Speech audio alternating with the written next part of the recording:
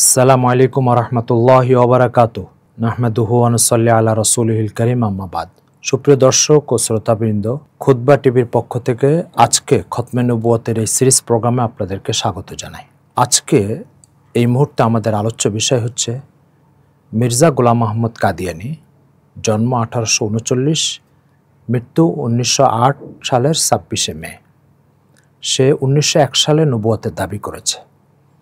কাদিয়ানীরা উম্মতে মুহাম্মাদির সাথে মির্জা কাদিয়ানীর দূরত্বের মূল কারণ সেটা হচ্ছে নবুয়তের দাবি, এ সংক্রান্ত তার লেখালেখিগুলো। আর এই নবুয়তের দাবি তাকে ইসলাম থেকে বিচ্যুত করেছে।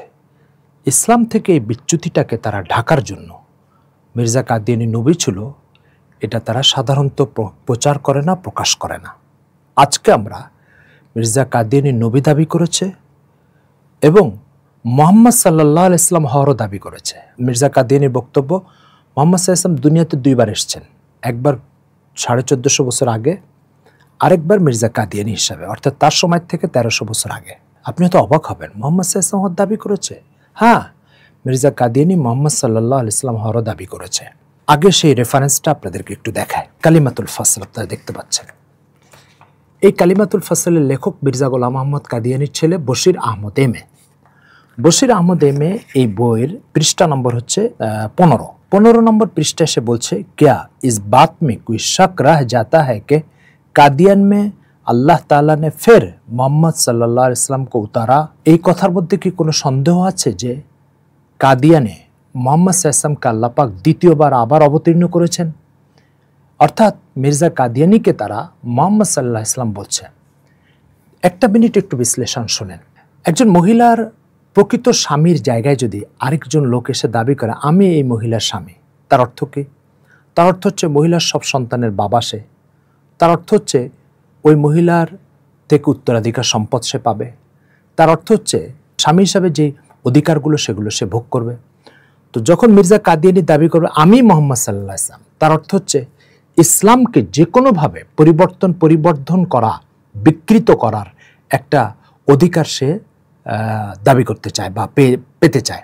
দ্বিতীয় নম্বর, সে যখন দাবি করবে আমি মোহাম্মদ সাল্লাল্লাহু আলাইহি ওয়াসাল্লাম এবং তার দ্বিতীয় আবির্ভাব, তো এসে বলবে যে আগের মোহাম্মদ সাল্লাল্লাহু আলাইহি ওয়াসাল্লাম এই বিধান আর এই বিশ্বাস তোমাদের সামনে প্রচার করেছে, আমি নতুন করে এসে মোহাম্মদ সাল্লাল্লাহু আলাইহি ওয়াসাল্লাম এসে সেই বিধান আর সেই বিশ্বাসের মধ্যে এই পরিবর্তন সাধন করে নতুন করে এটাকে ইসলাম হিসাবে তোমাদের সামনে পেশ করলাম। তাহলে বলেন তো মোহাম্মদ সাল্লাল্লাহু আলাইহি ওয়াসাল্লামের দিন কতটা ঝুঁকিতে পড়বে? এই দিনের নিরাপত্তা, এই দিনের আকায়েদের নিরাপত্তা, এই দিনের আহকাম ও বিধান ও নীতিমালার নিরাপত্তা কতটা ঝুঁকিতে পড়বে? ঠিক মির্জা কাদিয়ানী মোহাম্মদ সাল্লাল্লাহু আলাইহি ওয়াসাল্লাম দাবি করেছেই হচ্ছে মোহাম্মদ সাল্লাল্লাহু আলাইহি ওয়াসাল্লামের দিনকে বিকৃত করার জন্য। তো এখান থেকে পরিষ্কার আমরা বুঝতে পারছি যে মির্জা কাদিয়ানীর নবী দাবি, মির্জা কাদিয়ানীর মোহাম্মদ সাল্লাল্লাহু আলাইহি ওয়াসাল্লাম দাবি, এটা ইসলামের জন্য, ইসলামের নিরাপত্তার জন্য একটা চরম ঝুঁকি সৃষ্টি করছে।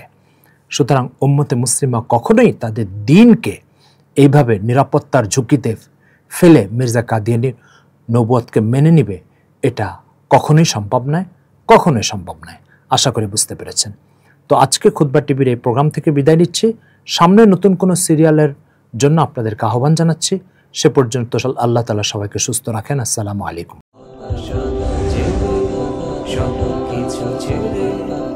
আমাদের সাথে